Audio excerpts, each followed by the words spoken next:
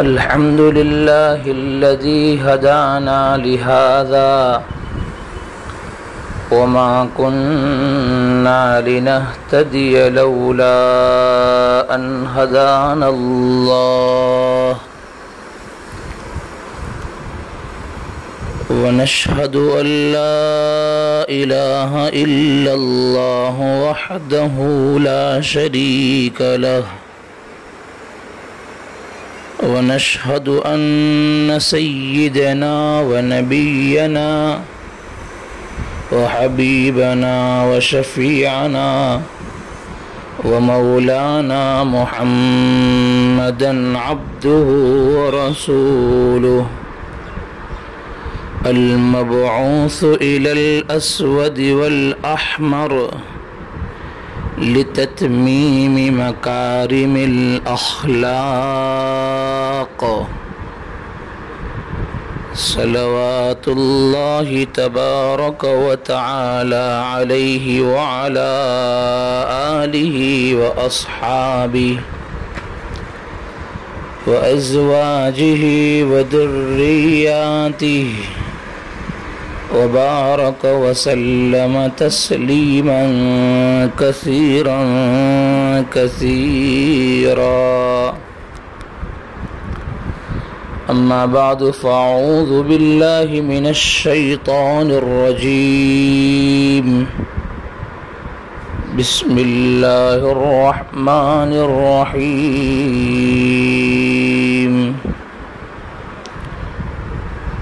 ومن يرغب عن ملة إبراهيم إلا من سفه نفسه ولقد اصطفيناه في الدنيا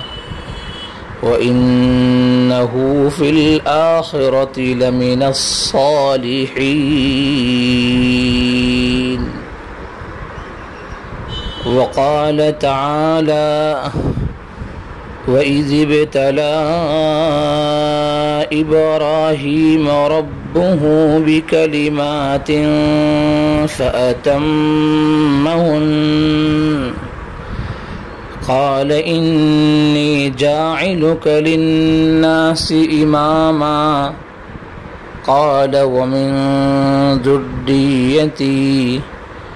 قال لا ينال عهد الظالمين وقال تعالى واتخذ الله إبراهيم خليلا وقال النبي صلى الله عليه وسلم أول من يكسى يوم القيامة هو إبراهيم أو كما قال رسول الله صلى الله عليه وسلم اللهم صل على سيدنا محمد وعلى آل سيدنا محمد وبارك وسلم اللهم صل على سيدنا محمد وعلى آل سيدنا محمد وبارك وسلم اللهم صل على محمد وعلى آل سيدنا محمد كما صليت على إبراهيم وعلى آل إبراهيم إنك حميد مجيد اللهم بارك على محمد وعلى آل محمد كما باركت على إبراهيم وعلى آل إبراهيم إنك حميد مجيد سبحانك لا علم لنا إلا ما علمتنا إنك إنك أنت العليم الحكيم سبحانك لا فهم لنا إلا ما فهمتنا إنك أنت الحليم الرشيد۔ بزرگان محترم، برادران عزیز، امت مسلمہ کی دینی ماؤں بہنوں، عزیز بھائیوں، دوستوں اور بزرگوں، اسلامی کیلنڈر کا یہ 12واں مہینہ، اس کو ہم ذی الحجہ یا ذوالحجہ سے یاد کرتے ہیں، اس کا آج مغرب کے بعد چوتھا چاند شروع ہو گیا ہے۔ ابھی جب یہ ہمارا آن لائن بیان نشر ہو رہا ہے، جس وقت ابھی ہم بات کر رہے ہیں، تو یہ اسلامی تاریخ کا چوتھا دن 4 ذی الحجہ شروع ہو گئی ہے۔ آپ سب لوگ یہ جانتے ہیں کہ ذی الحجہ کا مہینہ ان 4 مہینوں میں سے حرمت والے، عظمت والے، برکت والے، جس کو اللہ تعالیٰ نے ایک خاص فضیلت دے رکھی ہے،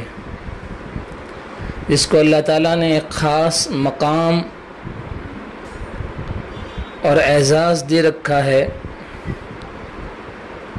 اور ان 4 مہینوں کی حرمت کا تذکرہ رب تعالیٰ نے قرآن مجید میں بھی ارشاد فرمایا ہے، ان عدت الشہور عند اللہ 12 شہرا فی کتاب اللہ یوم خلق السماوات والارض منہا 4 حرم، کہ 4 مہینے سال کے اندر عظمت والے ہیں، حرمت والے ہیں، احترام والے ہیں، ادب والے ہیں۔ اللہ کے نیک بندوں نے، بزرگوں نے، اکابرین نے عباد کتاب میں تحریر فرمائی ہے کہ ماہ مبارک یعنی رمضان مبارک کے بعد سب سے زیادہ فضیلت والا، سب سے زیادہ برکت والا، رحمت والا کوئی مہینہ ہے تو وہ ذی الحجہ کا مہینہ ہے۔ تو اللہ تعالیٰ کا شکر ہے کہ ہم اس مبارک ایام میں زندگی گزار رہے ہیں۔ اللہ تعالیٰ ہم کو ان مبارک ایام کی بھرپور قدردانی کرنے کی توفیق عطا فرمائیں، زیادہ سے زیادہ نیک کام کرنے کی، گناہوں سے بچنے کی، اور قربانی والے فریضے کو، حج بیت اللہ کے فریضے کو کما حق ہو انجام دینے کی اللہ تعالیٰ ہم سب کو نیک توفیق اور سعادت عطا فرمائیں۔ محترم دوستوں اور بزرگوں، ساتھیوں، آج میں آپ حضرات کے سامنے 2-4 باتیں عرض کرنا چاہتا ہوں، جس کو ہم اپنی زندگی میں اپنائیں گے، اور جس کو اگر ہم اپنا ایک سبق کے طور پر یاد کر لیں گے تو انشاءاللہ آنے والی زندگی میں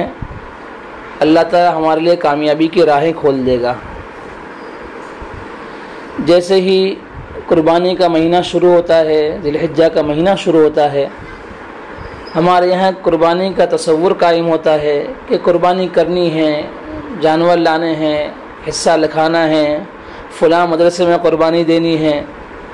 اتنے روپے کا بکرا لانا ہے، یہ کسائی کو متعین کرنا ہے۔ یہ ساری باتیں ہمارے دل و دماغ میں ہوتی ہے، اور مسلمانوں کی بڑی تعداد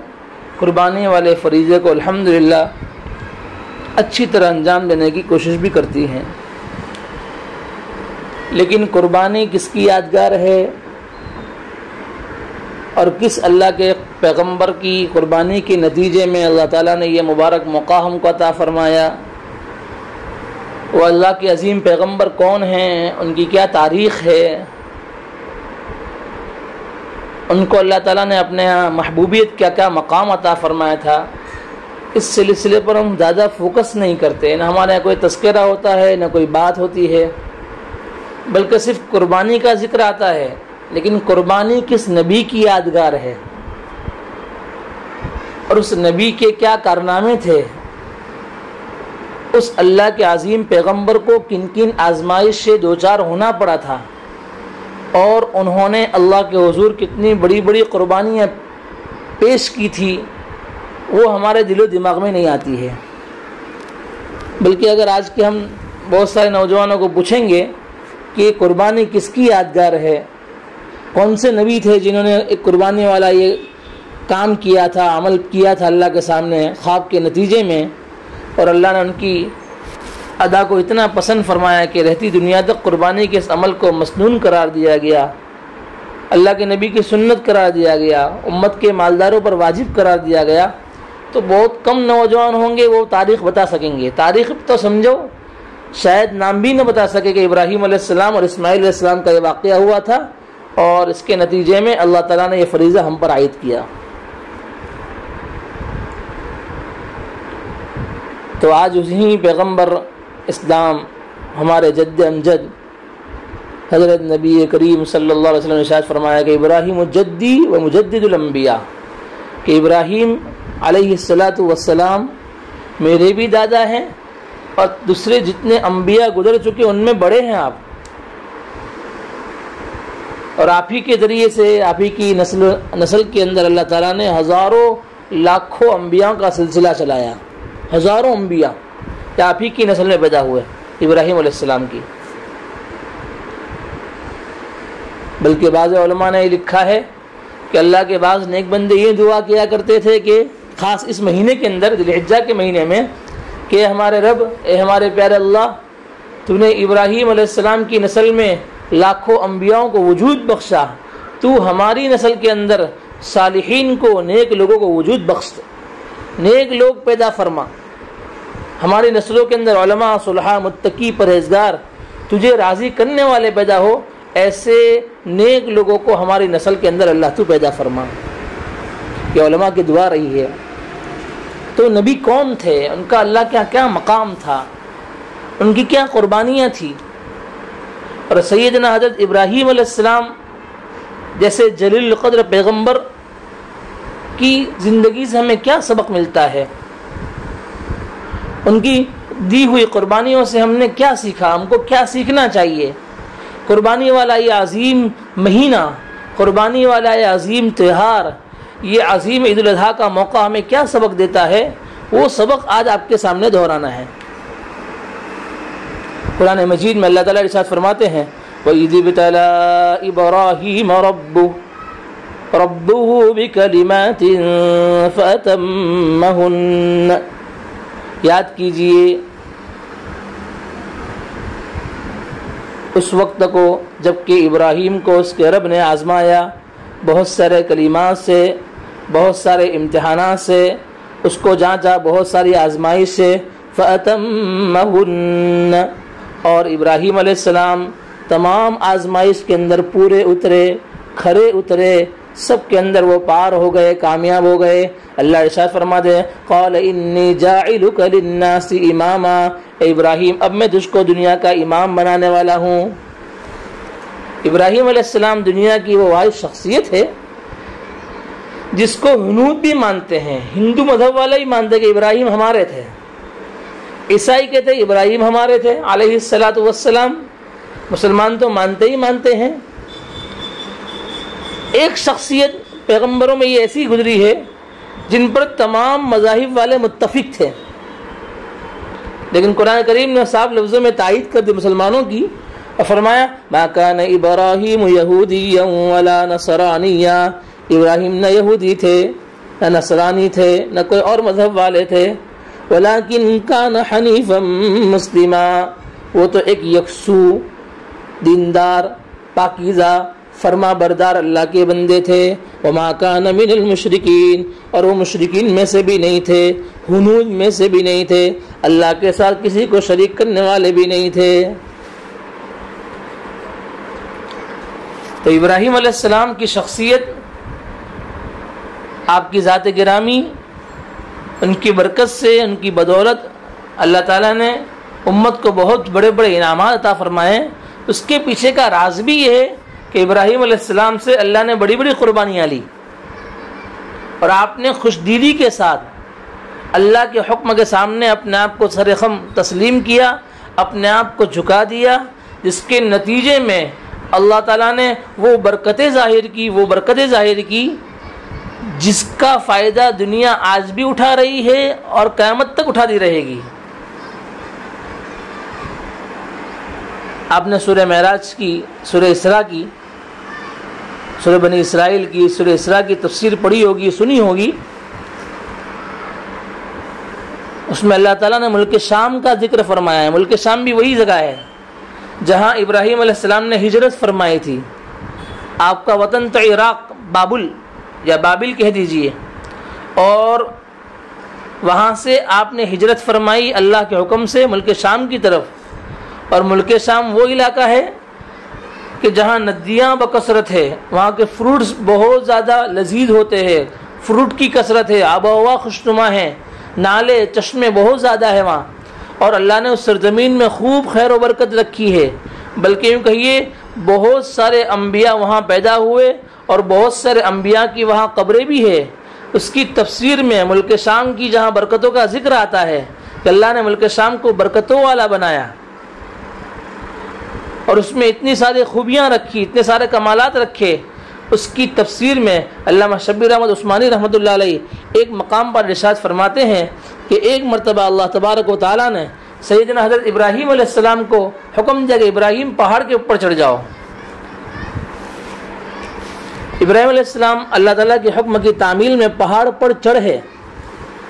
اللہ تعالیٰ نے ارشاد فرمایا ابراہیم اپنی نظر کو دوڑاؤ، اپنی نگاہ لے جاؤ جہاں تک تم لے جا سکتے ہو، جتنی تمہاری رینج ہے، جتنی تمہاری نگاہ پہنچ سکتی ہے وہاں تک اپنی نگاہ کو لے جاؤ۔ سیدنا حضرت ابراہیم علیہ السلام نے نظر دوڑائی، اپنی نگاہ کو لے گئے دور تک جہاں تک وہ لے جا سکتے تھے، اور اللہ نے بھی جہاں تک ان کی نگاہ کو پہنچانا تھا پہنچا دیا۔ کتابوں میں لکھا ہے، حضرت فرماتے ہیں کہ جہاں تک ان کی نگاہ پہنچی ملک شام کے جس علاقے تک اور جتنے ایریے تک، جتنے کلومیٹر تک، اللہ تبارک و تعالیٰ نے اس علاقے کو سرسبز و شاداب کر دیا، برکت والا بنا دیا، رحمت والا بنا دیا۔ اتنی برکتیں اتنی برکتیں اتنی برکتیں کہ آخری نبی سرکار دو عالم حضرت محمد عربی صلی اللہ علیہ وآلہ وسلم کو جب ساتوں آسمان کی سیر کرائی جاتی ہے، آپ کو وہاں سے سفر کرایا جاتا ہے، تو پہلے مکہ مکرمہ سے آپ کو بیت المقدس ملک شام لایا جاتا ہے۔ وہاں آپ تمام انبیاء کی امامت کرواتے ہیں، اور وہاں سے آپ کا آسمانی سفر شروع ہوتا ہے۔ تو یہ ابراہیم علیہ السلام کی نگاہ تھی جو اللہ کے حکم سے انہوں نے ڈالی تھی، جس کے نتیجے میں اللہ تبارک و تعالیٰ نے پورے علاقے کو برکت والا، سرسبز و شاداب، نالی اور چشموں والا، ندیوں والا، پھل فروٹ والا، ہرا بھرا علاقہ بنا دیا۔ یہی ابراہیم علیہ السلام آزمائش کے نتیجے میں حالات آئے، وطن سے بے وطن ہونا پڑا، اللہ کے دین کے لیے قربانی دی، سب سے پہلے اپنے باپ کو چھوڑا۔ ایک سبق یہ بھی ہم کو ملتا ہے کہ جب بھی کوئی آدمی دین کی دعوت کے لیے، اللہ کے دین کی خدمت کے لیے، تبلیغ کے لیے کھڑا ہوتا ہے، اس کے راستے میں مصیبتیں ضرور آتی ہے، حالات ضرور پیش آتے ہیں۔ ایسے موقع پر اس کو صبر کرنا چاہیے، حالات سے گھبرانا نہیں چاہیے، تکلیف سے پیچھے نہیں ہٹ جانا چاہیے، بلکہ حالات کا مقابلہ کرتے ہوئے اللہ سے صبر اور استقامت کی دعا مانگتے ہوئے آگے بڑھتے رہنا چاہیے۔ ایک وقت وہ آئے گا کہ حالات ختم ہو جائیں گے اور اللہ اس کے دین کی برکت ظاہر کریں گے، اس کی قربانیوں کا صلہ دیں گے، اور اس صلے کے نتیجے میں اللہ تعالیٰ ہزاروں لاکھوں پیغمبر ان کی نسلوں کے اندر پیدا کر دیں گے۔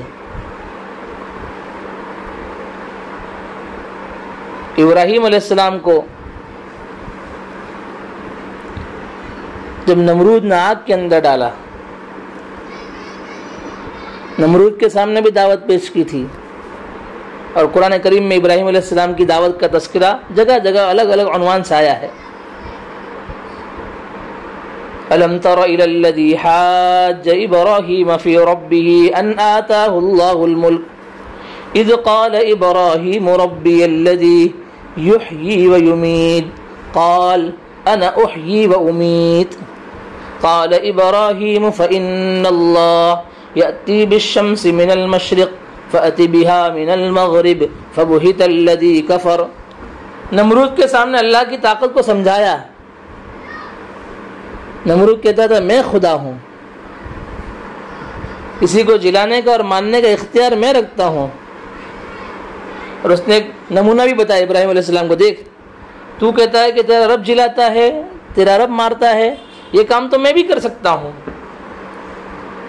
تو نمرود نے اپنے دربار کے اندر سے ایک بے قصور آدمی کو کھڑا کیا، جلاد کو حکم دیا کہ اس کی گردن کاٹ دو۔ جلاد نے حکم کی تعمیل کرتے ہوئے اس بے قصور آدمی کی گردن کو قلم کر دیا، سینے سے الگ کر دیا۔ ایک قصوروار آدمی جس کے لیے پھانسی کے فندے پر جانے کا فیصلہ ہو چکا تھا، اس کو بلایا، اس کو باعزت رہا کر دیا، اس کو معافی دے دی، کہا ابراہیم دیکھ یہ کام تو میں بھی کر سکتا ہوں۔ ابراہیم علیہ السلام سمجھ گئے کہ موت و حیات کا جو نقطہ ہے، موت و حیات کی جو اللہ کے یہاں لاجک ہے، اس کو سمجھ نہیں پایا ہے۔ ابراہیم علیہ السلام نے دوسرا داؤ چلا۔ قال ابراہیم علیہ السلام نے ارشاد فرمایا کہ نمرود اگر تو خدائی کا دعویٰ کرتا ہے تو ایک کام کر، میرا اللہ تو وہ ہے کہ جو سورج کو مشرق سے نکالتا ہے اور مغرب میں غروب کرتا ہے،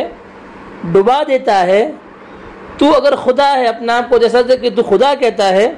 تو سورج کو مغرب سے یعنی ویسٹ سے نکال کر دکھا اور مشرق میں ڈبا کر دکھا۔ ابراہیم علیہ السلام کی اس دلیل کو سن کر نمرود خاموش ہو گیا، مبہوت رہ گیا کہ کیا جواب دوں۔ ایسے کئی موقع جس میں ابراہیم علیہ السلام نے توحید کا علم بلند کیا، شرک کے خلاف ایک لڑائی چھیڑ دی، اس کے نتیجے میں بڑی بڑی مشکلوں کا، بڑی بڑی مصیبتوں کا سامنا کرنا پڑا، لیکن ایک وقت وہ آیا کہ اللہ تعالیٰ نے ان تمام آزمائش سے، ان تمام حالات سے ابراہیم علیہ السلام کو پار کر دیا، اور پار کرنے کے بعد وہ انعامات عطا فرمائے کہ جو دوسرے پیغمبروں میں سے بہت کم کو ملے ہیں۔ حضرت نبی کریم صلی اللہ علیہ وسلم کی فضیلت اپنی جگہ پر ہے، تمام انبیاء کے فضائل جمع کر دیے جاوے اور آپ کی فضیلت ایک طرف ہے، اس سے کوئی انکار نہیں ہے، لیکن آپ کے علاوہ دوسرے پیغمبروں کو جتنی فضیلت دی گئی ان میں سب سے زیادہ فضیلت حضرت ابراہیم علیہ السلام کو عطا فرمائی ہے۔ کہتے ہیں جب نمرود نے آگ جلائی اور آگ جلانے کے بعد ابراہیم علیہ السلام کو آگ میں ڈال دیا گیا، اللہ تعالیٰ کے حکم سے جو واقعہ تفصیلی قرآن مجید میں ہے، قلنا یا نار کونی بردا وسلاما علی ابراہیم، کہ ابراہیم پر آگ کو حکم دیا گیا کہ ٹھنڈی ہو جا، سلامتی والی ہو جا، وہ آگ باغ بن گئی۔ یہ قربانی ابراہیم علیہ السلام کی اللہ کو پسند آئی۔ دین کے لیے سب سے پہلا کوئی انسان جس کے کپڑے اتار کر، جس کو برہنہ کر کر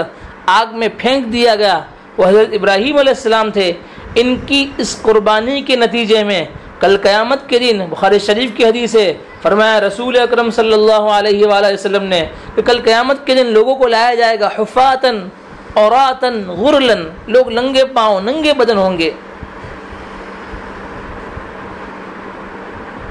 بدن پر کپڑا نہیں ہوگا، پیروں میں چپل نہیں ہوگی۔ قیامت کے میدان میں لوگ ایسی حالت میں آئیں گے، اور ایسی حالت میں آئیں گے غیر مختون،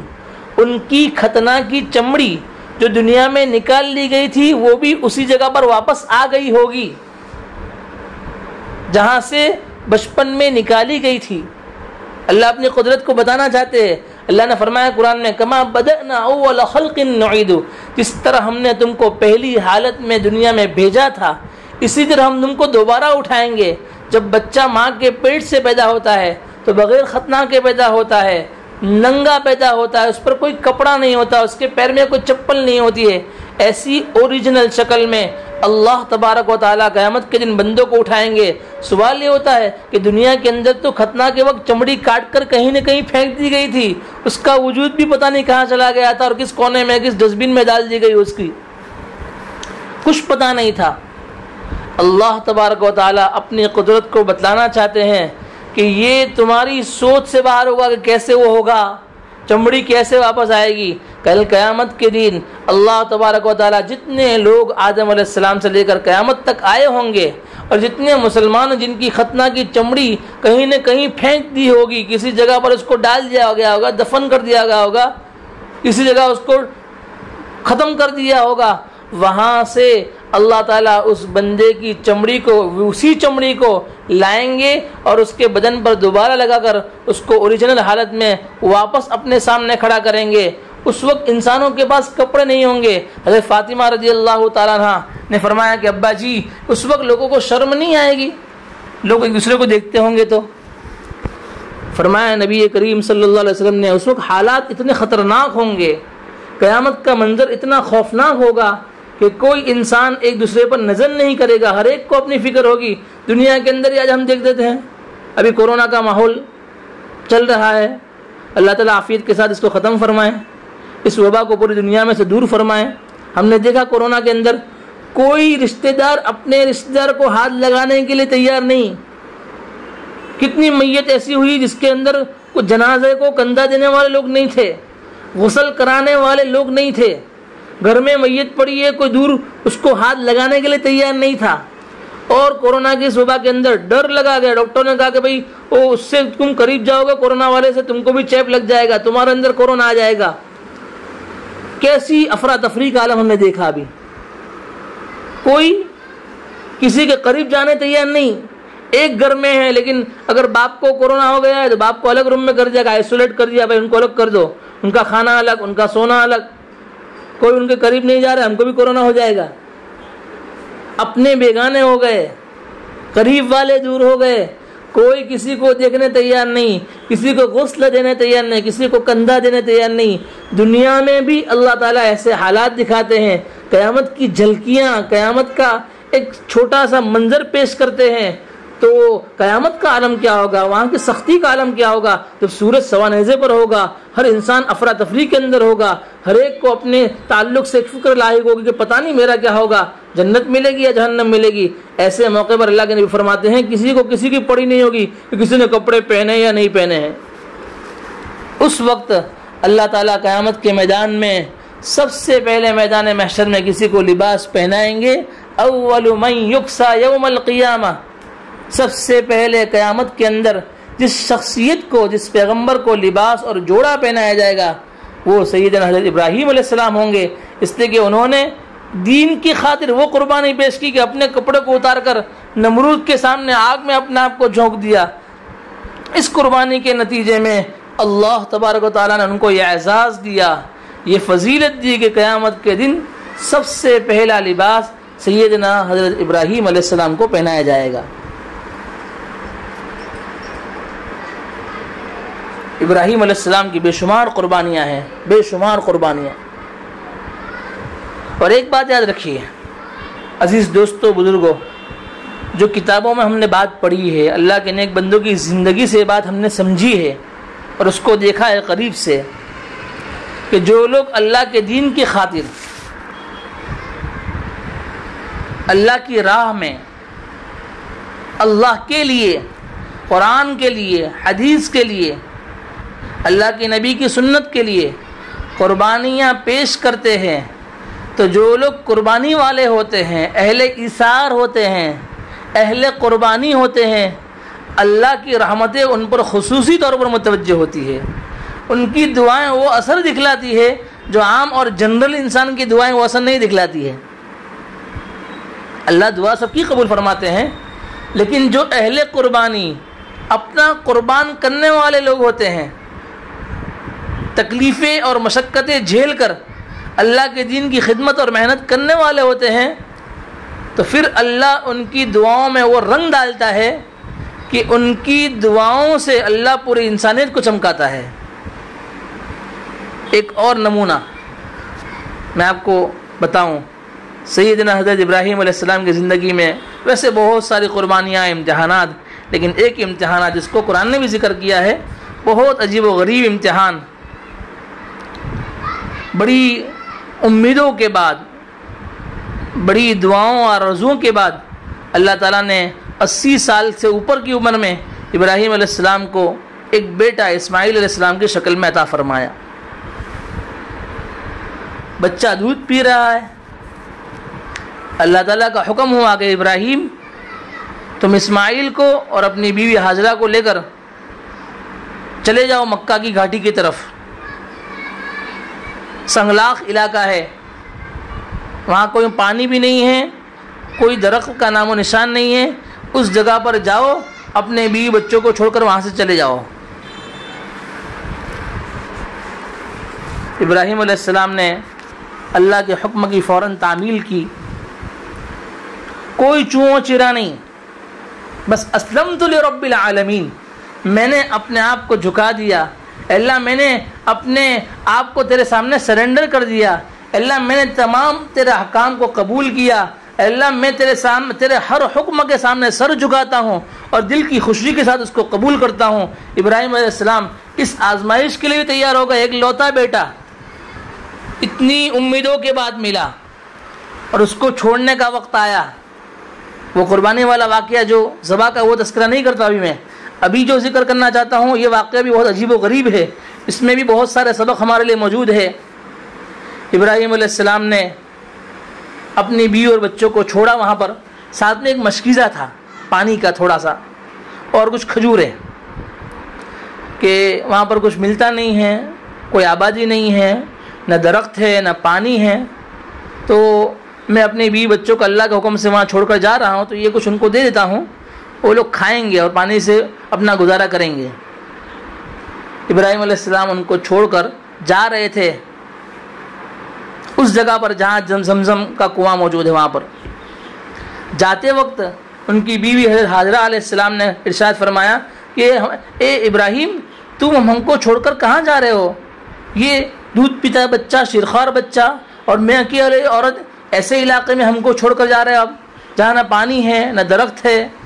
نہ کوئی کھانے کا انتظام ہے۔ ابراہیم علیہ السلام خاموش رہے، امی ہاجرہ ان کے پیچھے دوڑتی رہی، پھر ارشاد فرمایا امی ہاجرہ نے کہ کیا تیرے رب کا حکم ہے یہ؟ کیا تیرے رب کے حکم سے تم ہم کو چھوڑ کے جا رہا ہے؟ ابراہیم علیہ السلام نے فرمایا کہ ہاں یہ میرے رب کا حکم ہے اور اس کے حکم سے ہی میں تم کو چھوڑ کر یہاں جا رہا ہوں۔ تو حضرت ہاجرہ علیہ السلام نے ارشاد فرمایا کہ جا، تب تو تیرا رب ہم کو ضائع نہیں کرے گا، اللہ ہم کو برباد نہیں کرے گا، تم جاؤ، اگر اللہ کا حکم ہے تم اللہ کے حکم کو پورا کرو، ہم اپنے رب کے اوپر بھروسہ کریں گے۔ ابراہیم علیہ السلام بیوی بچوں کو چھوڑ کر جا رہے ہیں، ایک پہاڑی کے اوپر پہنچے تھوڑے سے دور، جہاں سے لوگ آج جو لوگ جاتے ہیں حج بیت اللہ کے لیے، طواف کرنے کے بعد جہاں پر جس پہاڑی پر کھڑے ہو کر وہاں بیت اللہ کا جو ویو آتا ہے، بیت اللہ نظر آتا ہے، تو بیت اللہ جہاں نظر آتا ہے تھوڑا سا اینگل سے دیکھتے ہیں ہم کراس میں تو بیت اللہ نظر آتا ہے، اور وہاں پر اس پہاڑی پر کھڑے ہو کر بیت اللہ کی طرف دیکھ کر لوگ دعا بھی کرتے ہیں، اور اس کو مسنون کرا دیا گیا کہ بھئی طواف ختم ہو گیا، آپ پہاڑی پر آؤ صفا کی، وہاں سے بیت اللہ جہاں نظر آ رہا ہے اس طرف کھڑے ہو کر بیت اللہ کی طرف اپنا منہ کر کے دعا مانگو۔ ابراہیم علیہ السلام نے وہاں کھڑے رہ کر دعا مانگی۔ قربانی بڑی دے رہے ہیں اور دعا کیا مانگ رہے وہ سنیے، اور اس دعا کا کیا اثر ہوا وہ بھی سنیے۔ دعا مانگ رہے ربنا انی اسکنت بواد غیر ذی زرع عند بیتک المحرم ربنا لیقیموا الصلاة فاجعل افئدة من الناس تهوی الیہم وارزقہم من الثمرات لعلہم یشکرون۔ ابراہیم علیہ السلام دعا مانگ رہے ہیں، اے اللہ میں نے آباد کیا، ان کو چھوڑا ہے ایسی جگہ پر جو غیر ذی زرع ہے، جہاں کوئی کھیتی کا، جہاں کوئی درخت کا نام و نشان نہیں ہے، سنگلاخ وادیاں ہیں، اے میرے رب، اے میرے اللہ، میں نے ان کو اس لیے یہاں پر چھوڑا ہے تاکہ یہ لوگ نماز قائم کرے، تیرے دین کی خدمت کرے، اور اے اللہ تو اس علاقے کو ابھی تو کچھ نظر نہیں آ رہا ہے، فجعل افئدۃ من الناس تہوی الیہم، اس علاقے کو، بیت اللہ کی سرزمین کو، مکہ کی سرزمین کو ایسا بنا دیجئے کہ لوگ اس کی طرف مائل ہو، لوگ اس کی طرف آوے، لوگوں کا جھکاؤ اس کی طرف ہو، لوگوں کے اندر بیت اللہ کی ایک اٹریکشن پیدا ہو۔ دعا مانگ رہے ابراہیم علیہ السلام وہاں کھڑے کھڑے، تہوی الیہم فجعل افئدۃ من الناس تہوی الیہم، لوگوں کے دلوں کو بیت اللہ کی طرف مائل فرما، ان کی طرف، اس جگہ کی طرف، ان لوگوں کی طرف مائل فرما، مکہ والوں کی طرف جو مکہ میں ہیں، اور ان کو رزق دے پھلوں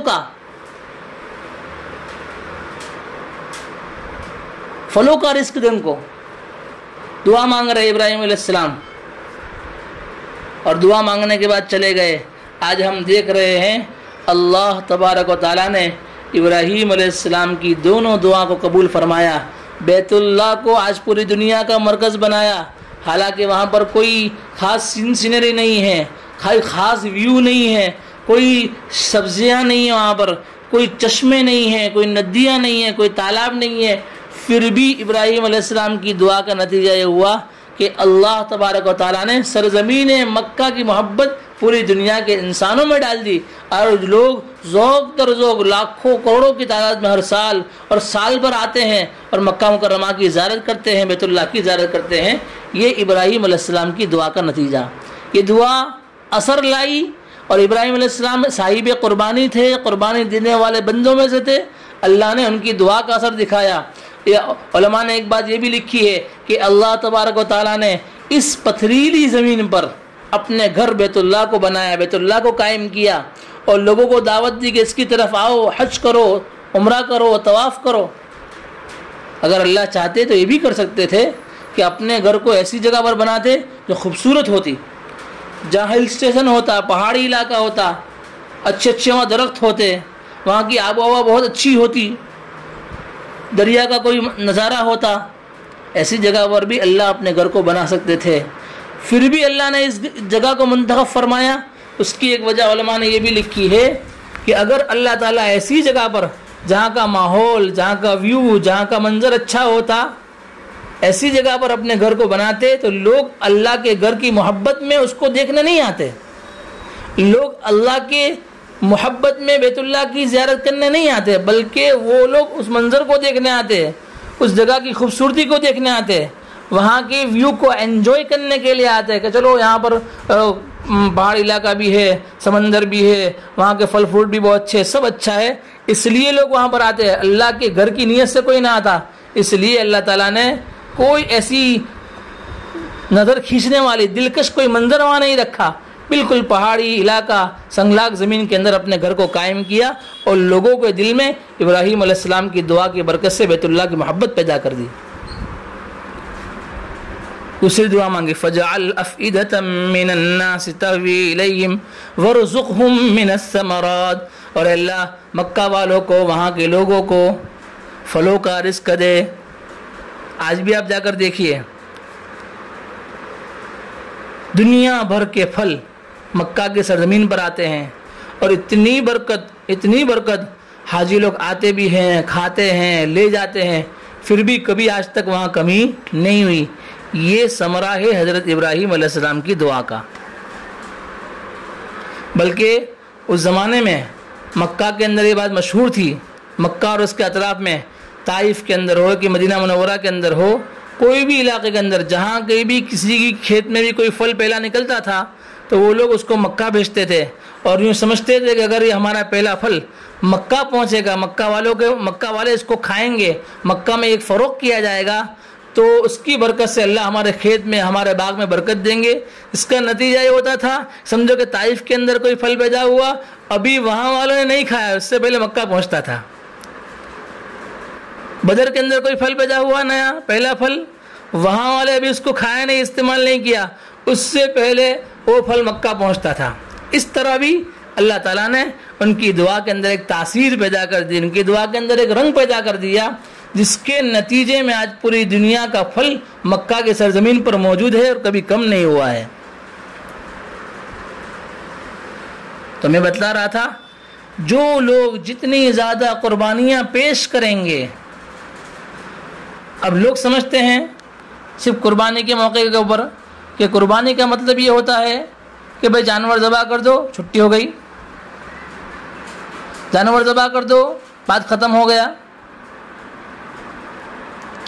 ابراہیم علیہ السلام کی قربانی سے ہم کو یہ سبق ملتا ہے کہ دین کے ہر کام میں قربانی پیش کرنی ہے. صرف گائے اور جانور، بڑے جانور کو، چھوٹے جانور کو ذبح کرنے کا نام صرف قربانی نہیں ہے، بلکہ انسان کی پوری زندگی انسان کے پاس اللہ کے دین کے لیے قدم قدم پر قربانی کا اس کا مطالبہ ہوتا ہے. اللہ کی طرف سے ڈیمانڈ ہوتی ہے. میٹھی نیند ہے، رات کو سوئے ہوئے ہے، مؤذن اذان دے رہا ہے، اذان کے وقت نیند کو قربان کرنے کا مطالبہ ہو رہا ہے. ایک طرف حلال کا معاملہ ہے، ایک طرف حرام کا معاملہ ہے. کیا کرے؟ حلال اختیار کرے یا حرام اختیار کر لے وے؟ اس وقت حرام مال کی قربانی کا مطلب ہے حرام چھوڑ دو، حلال اختیار کرو. ایک طرف رسم و رواج ہے، ایک طرف اللہ کے دین ہے. رسم و رواج اور سنتوں کا ٹکراؤ ہے.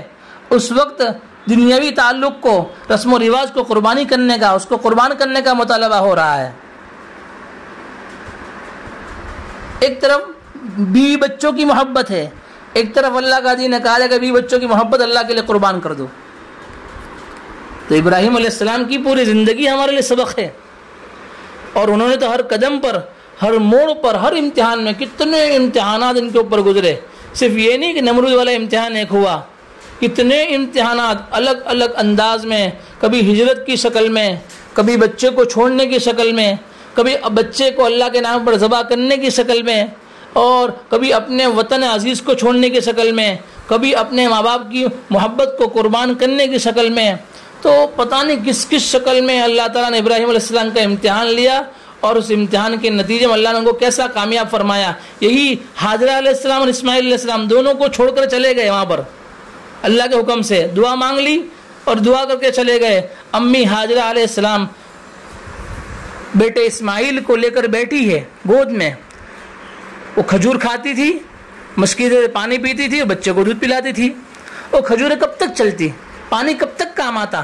پانی ختم ہو گیا، کھجوریں ختم ہو گئی. اپنے سینوں کے اندر، جو امی حاجرہ کے سینے کے اندر جو تھن تھے، اس کا دودھ خشک ہونے لگا، سوکھ گئے تھن. اب کیا کرے؟ بچہ بھوک کی وجہ سے، پیاس کی وجہ سے بلبلا رہا ہے، رو رہا ہے. ایک پیغمبر رسول ہے، ایک پیغمبر ہے، ایک رسول ہے، اللہ کے محبوب ہے، اللہ کے خلیل ہے. واتخذ اللہ ابراہیم خلیلا، اللہ نے ابراہیم کو اپنا خلیل بنایا. اس خلیل سے یہ قربانی لی جا رہی ہے کہ شیر خوار بچہ رو رہا ہے.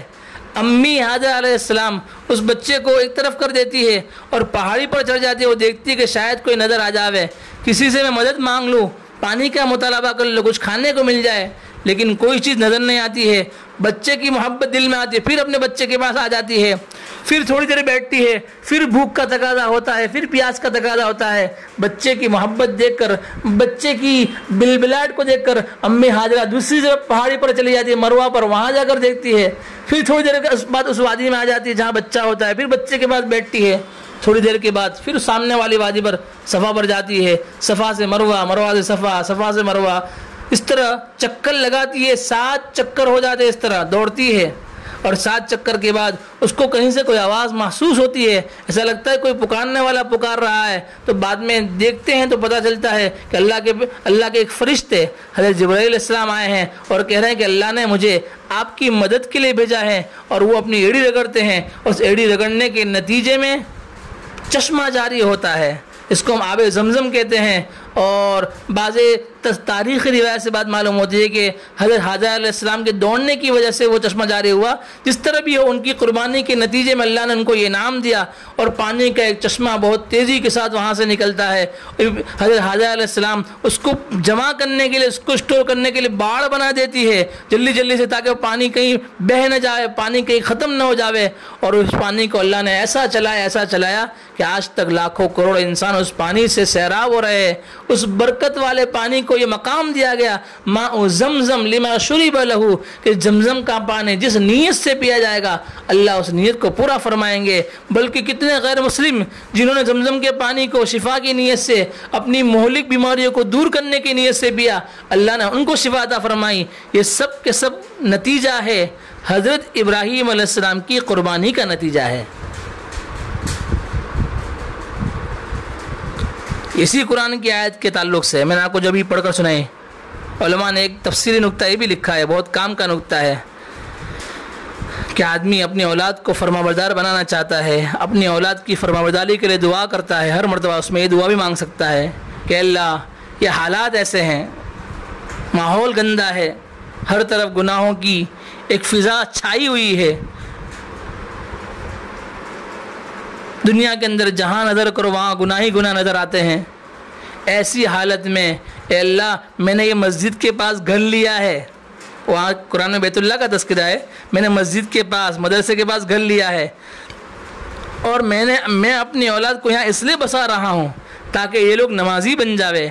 تیرے دین کے فرمانبردار بن جاوے۔ اگر یہ دعا اس نسبت سے بھی مانگے گا تو اللہ اس کی اولاد کو بھی فرمانبردار بنائیں گے، اللہ اس کی اولاد کو بھی نیک بنائیں گے۔ تو میں بتلا رہا تھا کہ ابراہیم علیہ السلام کو اللہ تعالیٰ نے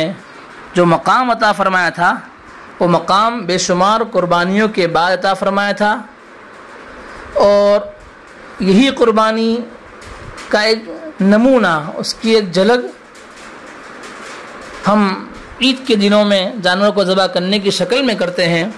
وہ جانوروں کو ذبح تو ہم کرتے ہیں، لیکن ساتھ ساتھ ہم کو ابراہیم علیہ السلام کی قربانی کو یاد کرنا چاہیے۔ ان کی برکت سے اللہ نے ہمیں بے شمار انعامات تحفے دیے ہیں۔ کتابوں میں لکھا ہے کہ سب سے پہلی ختنہ ابراہیم علیہ السلام کے ذریعے سے وجود میں آئی، ختنہ کی سنت کو زندہ کرنے والے حضرت ابراہیم علیہ السلام ہیں۔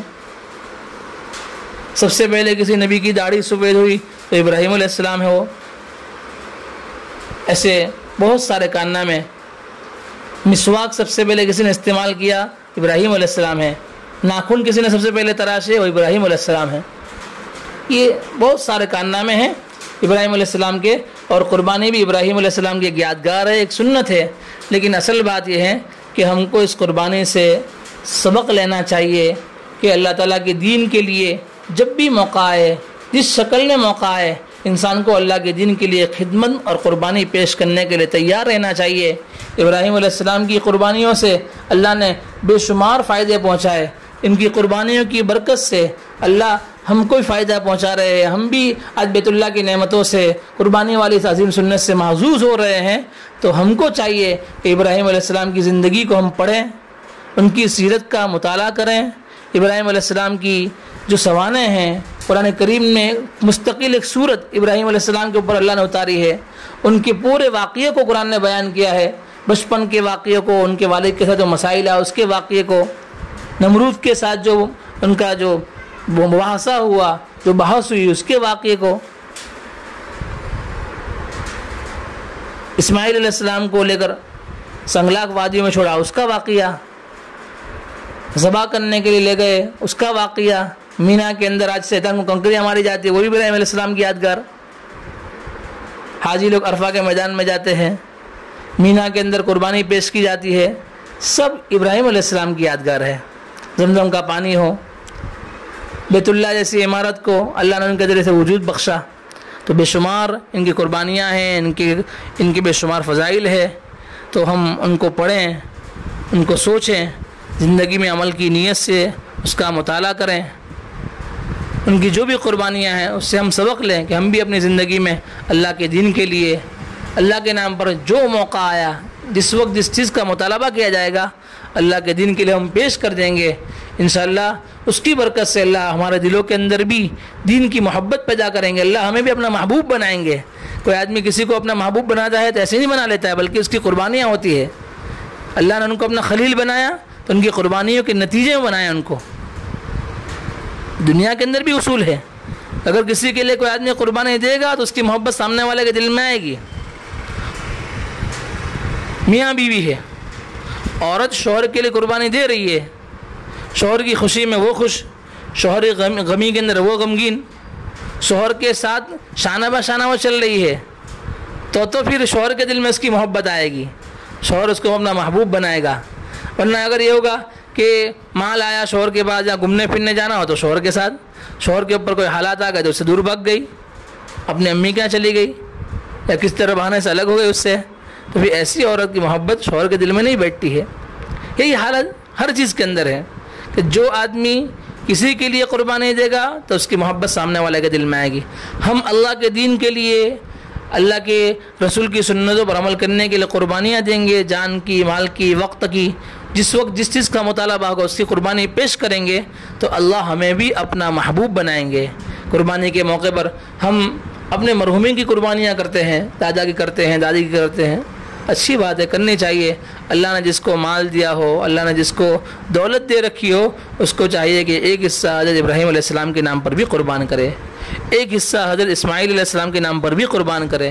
قربانی کے اس موسم میں اللہ جس کو توفیق دے کچھ تلاوت کریں، ایک قرآن 10 پارے 15 پارے پڑھ کر ابراہیم علیہ السلام کو ثواب پہنچائے، اسماعیل علیہ السلام کو اس کا ثواب پہنچائے اور پوری امت کے ہر پیغمبر کو پہنچائے تو انشاءاللہ اس سے ان کا ہم کو قرب ملے گا۔ ابراہیم علیہ السلام کی محبت ہمارے دل کے اندر آئے گی، ان کی جو قربانیاں تھیں ایسے قربانی دینے کا شوق اللہ ہمارے دلوں کے اندر بھی پیدا کریں گے۔ اللہ سبحانہ و تعالیٰ کئی سنی باتوں پر ہم سب کو عمل کرنے کی توفیق عطا فرمائیں اور ہمارے دلوں کے اندر بھی حقیقی معنوں میں قربانی کا جذبہ پیدا فرمائیں، اور قربانی کے اس مبارک دنوں کے جتنے دن باقی ہے اللہ تعالیٰ اس کی قدردانی کرنے کی، اس میں خوب زیادہ نیک کام کرنے کی، گناہوں سے بچنے کی اللہ تعالیٰ ہم سب کو توفیق عطا فرمائے۔ آمین۔ وآخر دعوانا ان الحمد للہ رب العالمین۔